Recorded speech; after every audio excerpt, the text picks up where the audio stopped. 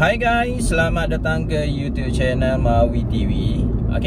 Video sebelum ni aku akan cerita tentang Toyota Veloz berharga 20,000 lebih mahal daripada Toyota Prado Alza adalah kerana faktor tax. Taklah 100% 20,000 tu adalah tax, tapi sebahagian besar daripada harga itu sebenarnya korang membayar tax. Ada juga yang tak bersetuju sebenarnya dengan aku punya pandangan tu. Jadi sebenarnya hari ni aku nak kongsi sebenarnya apa tax yang dikenakan dan macam mana harga tu boleh jadi RM20,000 berbeza berbanding dengan Alza. Jadi jangan lupa like dan subscribe YouTube channel Mawi TV. Kita jumpa sebentar lagi.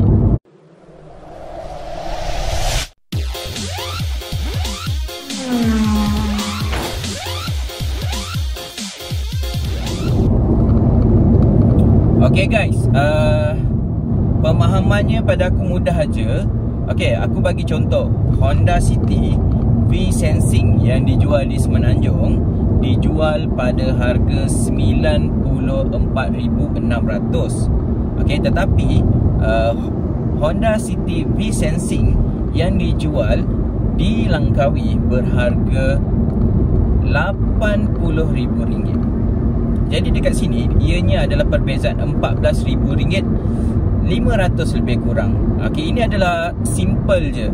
Simple pengiraan di mana harganya hampir dengan harga Veloz 95. Dan kita bandingkan saja dengan di Langkawi di mana pusat pelancongan itu adalah kawasan bebas cukai. Jadi dengan itu automatik kita akan dapati bahawa perbezaannya adalah RM14,500 hanya untuk bebas cukai saja.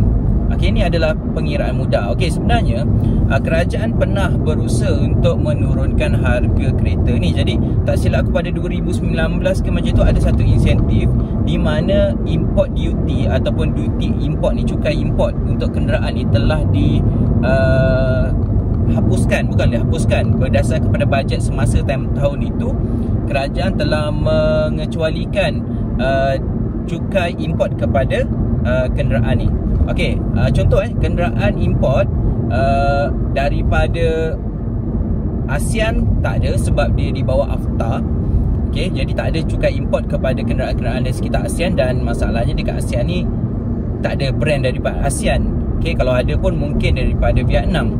Tapi tak masuk pula pasaran Malaysia. Bagi pula manakala untuk kereta Jepun juga kerajaan Malaysia mengecualikan pembayaran cukai untuk import duty. Tetapi untuk kenderaan selain daripada negara ASEAN dan Jepun, contohnya Korea, British, Europe, American, mereka dikenakan 30% cukai import. Kalau tak silap aku jumlahnya 30%. Dan kemudiannya cukai import satu. Keduanya adalah duty excise. Duty excise ni jumlah dia serendah 60% ya. 60% dia punya minimum. Tak kira engkau CKD ke, CBU ke. Untuk contoh MPV sebagai sebuah MPV di bawah 1800cc, kerajaan mengenakan duty excise serendah 60% kepada sesebuah kereta import yang dijual di Malaysia, tak kira sama ada engkau CKD ataupun engkau CBU. Ini kalau data ni berubah untuk tahun ini, tolong maklumkan dekat ruangan komen lah. Sebab yang aku baca setakat 2019 dan 2020, jumlah harga CKD dan juga CBU ni tak ada beza. Yang berbezanya sebenarnya dekat duty import, tapi duty import tu pula dah dikecualikan. Kemudian ditambah pula dengan 10% SST yang mula dikenakan pada bulan Julai hari tu. Jadi itu adalah cukai-cukai yang dikenakan kepada kenderaan-kenderaan import yang dijual di Malaysia tau. Jadi kau nampak tak berapa banyaknya 60% tu. Walaupun tak kira, contohlah hari itu dikecualikan SST 10%, tapi tak silap aku 10% ni untuk CKD dapat untuk kereta tempatan dapat full 10%. Tetapi untuk kereta import hanya dapat 50% pengecualian cukai SST. Okey, jadi kat situ kita dapati bahawa yang nilai besarnya adalah bukan cukai import, tapi adalah duty excise. Okey, jadi inilah sebenarnya yang menyebabkan kenapa walaupun Veloz itu dipasang di Malaysia, dipasang di kilang Pro 2, mungkin 90% dia punya produk tu ataupun dia punya part-part tu adalah buatan Malaysia macam Alza, okey, tetapi ia menggunakan logo kereta import. Okey, kereta import Jepun yang dikecualikan duty import tetapi dikenakan cukai excise 60%. Okey, andai katalah kita andaikan sama dengan Honda City, di mana Honda City jual 95 untuk V-Sensing, 94, 600 atau 95 lah, mungkin sama dengan Veloz, tetapi dijual di Langkawi berharga RM80,000. Okey, RM80,000. Jadi kat situ korang nampak, lihat formula mudah, duty excise ni punya nilai. Okey, mungkin korang kata tapi Alza jual 75. Okey, betul.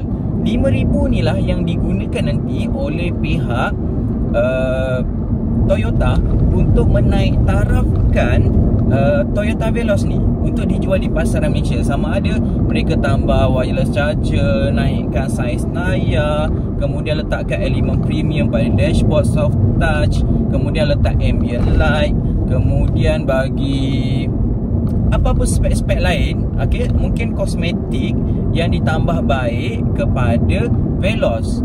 Okay, jadi 5,000 ni sebenarnya adalah ruang di mana pihak Toyota perlu gunakan maksimum untuk jadikan kereta ini berbaloi untuk korang beli. Dan kena ingat, 5,000 tu adalah spek yang dipertingkatkan, tetapi 15,000 tu korang sebenarnya membayar teks kepada kerajaan yang sebahagian besarnya adalah duty excise yang bernilai 60%. Okay, jadi aku harap korang jelas dan clear lah apa yang aku maksudkan dengan Veloz ni sebenarnya mahal kerana faktor cukai. Kalau dianya, contohlah Pro 2 gunakan Veloz ni sebagai model full spec atau higher spec dia, confirm harganya dalam 80,000 je Veloz ni. Okay, itu maksud aku sebenarnya. Okay, jadi itu je yang aku nak kongsikan. Kalau korang setuju boleh, dan tak setuju pun sebenarnya boleh gunakan ruangan komen lah. Okay, okay, itu je yang aku kongsikan untuk kali ni. Jangan lupa like dan subscribe YouTube channel Mawi TV. Assalamualaikum.